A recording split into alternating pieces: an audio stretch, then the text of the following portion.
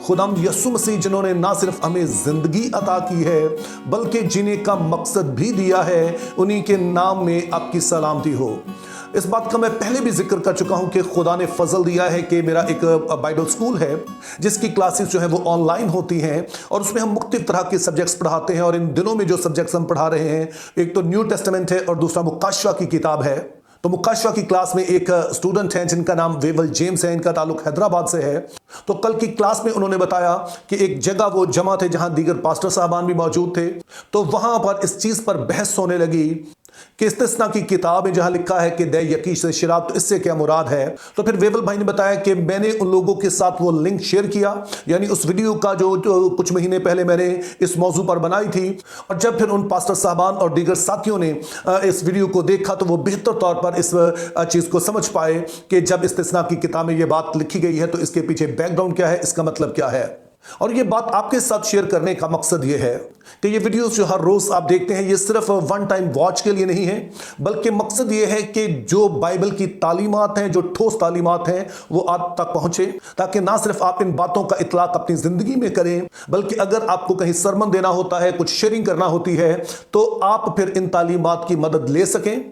तो आप सिंपली मेरा यूट्यूब चैनल खोलिए, उसके सर्च बार में लिखिए 7 मिनट्स विद गॉड और फिर वो वाला मौजू, मिसाल के तौर पर अगर आपने टाइप पे तालीम देनी है तो टाइप लिखिए, दे यकी लिखिए, क्लिक कीजिए, तो जितनी भी इस मौजू पर मेरी वीडियोस होंगी वो आपके सामने आ जाएंगी। तो अब आइए हम आज के मौजू की तरफ चलते हैं। आज का जो सवाल है ये भी एक भाई ने जिनका ताल्लुक हैदराबाद से ही है, उन्होंने भेजा है और इनका नाम है साइमन। और इन्होंने पूछा है कि वाज की किताब उसका 3 बाब और उसकी 21 आयत में जब लिखा है, कौन जानता है कि इंसान की रूह ऊपर चढ़ती और हैवान की रूह जमीन की तरफ नीचे को जाती है, इससे क्या मुराद है। इससे पहले कि हम इस आयत को समझे, मैं आपको याद दिलाता चलूं कि बाइबल मुकद्दस सिर्फ एक किताब नहीं है बल्कि ये किताबों का मजमुआ है। और जो किताबें इसमें हैं उनमें मुख्तलिफ तरह का अदब इस्तेमाल किया गया है, मुख्तलिफ तरह की अदबी असनाफ इस्तेमाल किए गए हैं, जिनको इंग्लिश में आप कहते हैं जॉनरास। तो अगर आप मेरी इन वीडियोस को मुसलसल देख रहे हैं तो आप जानते होंगे कि ये मुख्तलिफ तरह के जॉनरास जो है या फिर ये अदबी असनाफ हैं, इनकी इंटरप्रिटेशन के असूल भी मुख्तलिफ होते हैं। इसी तरह से वाज की किताब का जो शुमार है वो हिकमत की किताबों में, या इंग्लिश में हम कहेंगे तो विजडम लिटरेचर में होता है। और जो बाइबल मुकद्दस में विजडम लिटरेचर है या हिकमत की किताबें हैं, इनमें एक खास तरकीब इस्तेमाल की जाती है कि जिसमें मुआजना किया जाता है। मिसाल के तौर पर जब अमसाल की किताब आप पढ़ते हैं तो उसमें अक्सर 2 चीज़ों का मुआजना किया जाता है और हदायत की जाती है कि जो ठीक चीज़ है उसका चुनाव किया जाए। जैसे कि हम अमसाल 10 बाब 4 आयत में देखते हैं, वहां लिखा है, ढीले हाथों से काम करने वाला कंगाल हो जाएगा लेकिन मेहनती का हाथ उसे दौलतमंद बनाता है। और फिर इस बात पर जोर दिया जाता है कि मेहनत को चुना जाए, क्योंकि खुदा की नजर में वही शख्स दानिशमंद है जो ऐसा करता है, जबकि वो शख्स जो कि सुस्ती काहली को चुनता है वो खुदा की नजर में दानिशमंद नहीं है। अब यही बात हम वाज की किताब में भी देखते हैं। फर्क यह है कि वाज की किताब में मुआजना 2 तरह के रवैयों या 2 तरह के कामों में नहीं किया गया है, बल्कि 2 तरह के वर्ल्ड व्यूज में किया गया है, या दूसरे अल्फाज में कहेंगे तो इस दुनिया से मुतालिक 2 तरह के नुक्ता निगाह जो बयान किए गए हैं, नुक्ता नजर बयान किए गए हैं, उनमें मुआजना किया गया है। तो इनमें से जो पहला नुक्ता नजर या पहला वर्ल्ड व्यू है उसको आप कह सकते हैं कि इंसानी नुक्ता निगाह, इंसानी वर्ल्ड व्यू। यानी कि अगर कोई इंसान खुदा के बगैर इस दुनिया को देखता है तो फिर उसको क्या नजर आता है, पहले हिस्से में यह बताया गया है। और फिर इस किताब के आखिर में इलाही नुक्ता निगाह या डिवाइन वर्ल्ड व्यू जो है उसको बयान किया गया है। अब बहुत सारे लोग ऐसे हैं जो कि इस वाले फर्क को नहीं समझते हैं, ये 2 पर्सपेक्टिव जो दिए गए हैं, तो कई दफा वो गलत तालीम का शिकार भी हो जाते हैं, जो कि अपनी तालीम की बुनियाद इंसानी नुक्ता निगाह जो यहां पर बताया गया है उस पर रख लेते हैं, ये समझे बगैर कि यहां पर जो कुछ वाज कह रहा है वो दरअसल अपने इंसानी तजुर्बात की बिना पर कह रहा है।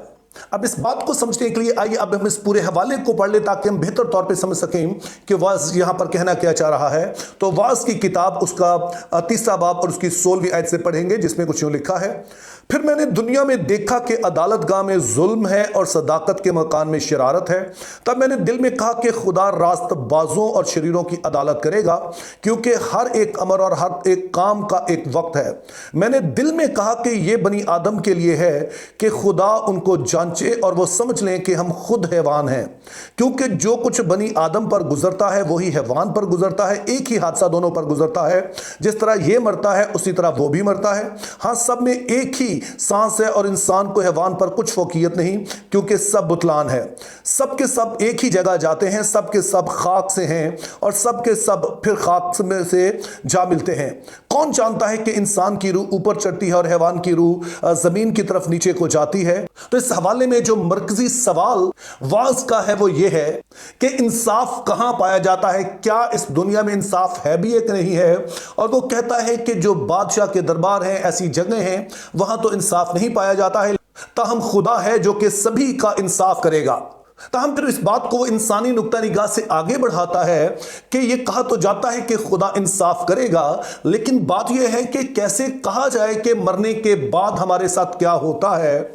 चूंकि बज़ाहिर तो ऐसा लगता है कि जो हैवान है और इंसान है उन दोनों में कोई फर्क नहीं है। इस जमीन पर रहते हुए दोनों ही सांस लेते हैं, लेकिन फिर उनका सांस जब खत्म हो जाता है तो दोनों का मुकद्दर वही मिट्टी है जिसमें से वो लिए गए हैं। तो अगर इस जमीन पर रहते हुए उनके सारे तजुर्बात मिलते जुलते हैं, तो फिर मरने के बाद हम कैसे कह सकते हैं कि उनमें कोई फर्क होगा कि जो हैवान है उसकी रूह जो है वो जमीन पर ही रह जाती है और जो इंसान है उनकी रूह जो है वो खुदा के पास चली जाती है। यह बात कैसे कही जा सकती है। अब इस आयत की बुनियाद पर बाज लोगों का दावा यह है कि जानवर जो है उनमें भी रूह पाई जाती है, क्योंकि इस आयत में लिखा है कि कौन जानता है कि हैवान की रूह नीचे जमीन की तरफ जाती है और इंसान की रूह ऊपर चढ़ती है। तो फिर से मैं आपको याद दिलाता चलूं कि यह एक इंसानी नुक्ता निगाह से for the sake of discussion वो कह रहा है कि अगर सारा कुछ जमीन पर रहते हुए इंसान और हैवान में कॉमन है, तो फिर उसके बाद हम कैसे कह सकते हैं कि इन दोनों का जो मुस्तकबिल है या उसके बाद इनके साथ जो होता है वो मुख्तलिफ है। लेकिन जैसे मैंने कहा कि वाज की किताब में सिर्फ इंसानी नुक्ता निगाह नहीं बयान किया गया है, बल्कि फिर जो इलाही नुक्ता निगाह है, डिवाइन पर्सपेक्टिव है, वो भी दिया गया है। और फिर यही वाइज को हम 12वें बाब की 7वीं आयत में ये कहता सुनते हैं, और खाक खाक से जा मिले जिस तरह आगे मिली हुई थी, और रूह खुदा के पास जिसने उसे दिया था वापस जाए। और फिर इसी बाब की आखिरी आयत में वो कहता है, अब सब कुछ सुनाया गया। हासिल कलाम यह है कि खुदा से डर और उसके हुक्मों को मान के इंसान का फर्ज कुल्ली यही है, क्योंकि खुदा हर एक फेल को हर एक पोशीदा चीज के साथ खा भली हो खा बुरी अदालत में लाएगा। तो इन आयात से ये बात वाज़ेह है कि बाइबल मुकद्दस की जो आम तालीमात हैं वो उनसे बखूबी वाकिफ है, और वो इन बातों को आखिरकार बयान करता है कि ये वाली ठीक बात है। इसी से ज़िंदगी बामानी बनती है। हमारा हर एक काम जो है वो खुदा की नज़र में बामानी ठहरता है, चूंकि जो कुछ हम ज़मीन पर कर रहे हैं इसकी इटरनल वैल्यू है। तो अब अगर वाइस इन बातों को जानता है तो जाहिर है जो बाइबल मुकद्दस का बाकी मुकाशवा है, जिसमें पैदाइश की किताब के शुरू में ही बताया गया कि इंसान और हैवान को मुख्तलिफ तरह से खलक किया गया है। हैवानात को जब बनाया गया तो उनसे सिर्फ कहा गया और सब कुछ बन गया, लेकिन इंसान के लिए एक पहले पुतला बाकायदा तौर पर बनाया गया, फिर उसमें खुदा ने अपना दम फूंका, अपनी रूह दी, तो वो जीती जान हुआ। तो इस बात से भी वो बखूबी वाकिफ है। तो इस तरह से हम देखते हैं कि वाज 3 बाब और उसकी केस आयत में जो कुछ कहता है वो एक तो इंसानी नुक्ता निगाह से है, जो कि इंसानी तजुर्बात की बिना पर वो कहता है कि हम नहीं जानते हैं कि मरने के बाद इंसान के साथ क्या होता है। इनमें रूहें होती हैं, वो एक ही जगह जाती हैं, कहां जाती हैं, उसका कहना है कि इंसानी तजुर्बात से ये मालूम नहीं होता है। ताहम इसी किताब के आखिर में वो जाके उस नुक्ता निगाह को बयान करता है जो कि बाइबल का जो मियारी नुक्ता निगाह है कि खुदा ने इंसान के अंदर रूह रखी है जो खुदा की तरफ से खास इंसान ही को दी गई है, और जब इंसान मरते हैं तो उसके बाद ये रूह जो है जीती रहती है, जिसका मतलब यह है कि खुदा वो सारा कुछ जो जमीन पर किया गया है उसकी अदालत भी करेगा। तो इस तरह से एक दफा फिर मैं इस बात पर जोर देना चाहूंगा कि बाइबल मुकद्दस को जब पढ़ते हैं तो अपने जहन में रखना है कि जो हवाला आप पढ़ रहे हैं वो दरअसल किस तरह के अदब से ताल्लुक़ रखता है, वो किस तरह की अदबी सिनफ से ताल्लुक़ रखता है, और फिर उसी के असूलों के मुताबिक उसे आप इंटरप्रेट करेंगे तो बहुत सारी गलत तालीमों से बच जाएंगे। Think biblically, live purposefully, have a very good day.